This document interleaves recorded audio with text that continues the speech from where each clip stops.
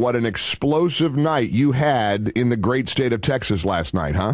You know, it's a great state. The people were amazing. We had like 300 people there last night, and the Garland police force and our security team were superb. I mean, they were just supermen. And what could have happened, I'm just imagining the kind of bloodshed that was planned and how it turned out. It was like a movie. It was just incredible. Well, and as you say, without the expertise and the professionalism of the Garland, Texas Police Department and the security that you, of course, had in place, this would have been, without a doubt, a far different outcome. Look, it's illustrative of why this event was so crucial. Freedom of speech is under violent assault. And the idea that if you offend someone and, they kill in response, that should somehow be sanctioned.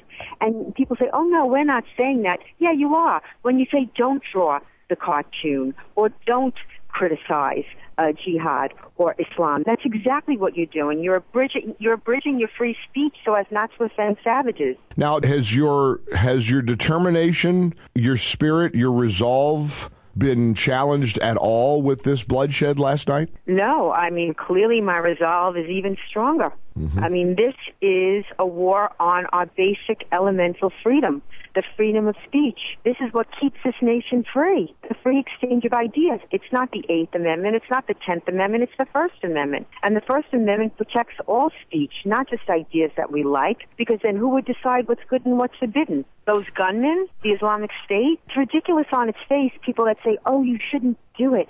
Don't poke the snake. The snake is poked, okay? And Operation Fetal Position is no strategy for winning or maintaining our own freedoms. We must stand up and we must fight. We must fight back. We cannot abridge our freedoms. Not now, not when it is so critical. Walk us through, if you don't mind, and I know you're getting on a plane to leave Texas, but walk us through where you were last night when the shooting began, and how quickly did you know that gunmen had opened fire upon your event? Well, we had the entire event. We had Harriet Builder spoke, Robert Spencer, my partner, and of course we presented the prize for the best drawing to, interestingly enough, a former Muslim, Bosch Fawston, who won the contest. He won $12,500 because he won the People's Choice Award and the grand prize.